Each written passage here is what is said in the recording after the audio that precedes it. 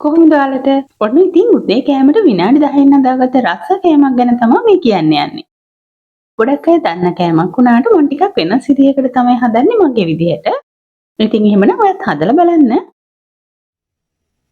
මුලින්ම පෑන් එකකට තෙල් පොඩ්ඩක් දාලා රත් වෙනකොට සුදුරුණු බික් දෙකක් විතර මම චොප් කරලා එකතු කරගන්නේ. ඊළඟට චොප් කරගත්ත බීරුණු ටිකක්, තව කරපිංචු කොළහුරක්, සීම ලියාගත්ත මිරිස් කරල් දෙකක්, අවතේ හැඳි කාලක්.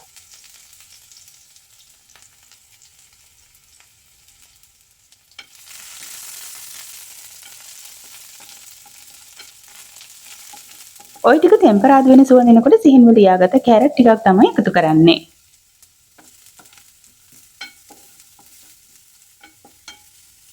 කැරට් ටික යන්තම් තැම්බෙද්දි ගෝව ටිකක් සහ ලුණු කොළ ටිකක් කහ චුට්ටක් එකතු කරගන්න.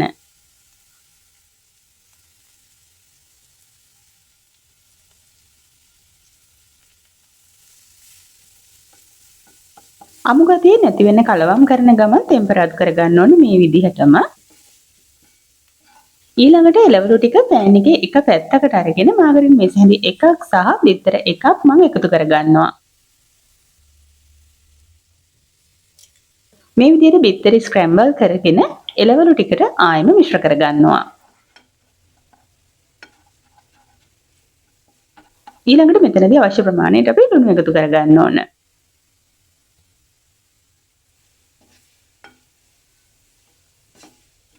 මේ එකතු කරන්නේ රොලන් ග්‍රෑම් 220ක්.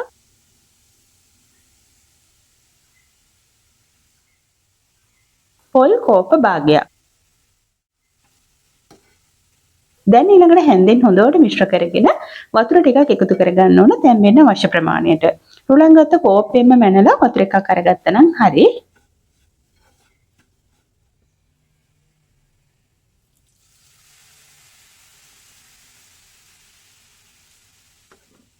ඊළඟට අඩු ගින්දරේ දිගටම කලවම් කරන ගමන් තෙත ගතිය හිඳවල අරගන්න ඕන.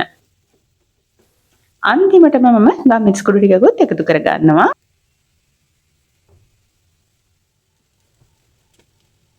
දැන් ලිපෙන් බාලා ටිකක් මිවුනට පස්සේ මේ විදිහට අපිට කැමති හැඩයක භාජනයකට දාලා තද කරලා අනිත් පැත්ත හරව ගන්න පුළුවන්. එහෙම නැතුණත් මේ විදිහට කන්න ගන්නත් පුළුවන්. ඉතින් වෙන මොනවත් ඕනේ මේක කන්න මාරම රසයි. හරිම ලේසි හදන්න. ඉතින් පොඩ්ඩෝ එහෙම ගොඩාක් ආස කරන විදිහේ කෑමක්. ඔන්න එහෙනම් ඔයත් මේ විදිහට try කරලා බලන්න. රෙසිපි එක ප්‍රයෝජනවත් කියලා හිතනවා නම් අමතක නොකරන ලයික් එකක් කමෙන්ට් එකක් දීලා තවත් කෙනෙක්ට බලන්න ෂෙයා කරන්න කියලා ආදරෙන් මතක් කරනවා. ගිහින් එන්න තවත් දවස් කාලෙක රෙසිපි එකකුත් අරගෙන. එතකන් වීඩියෝ එක බලවට ඔයාලා හැමෝටම ගොඩාක් ස්තුතියි.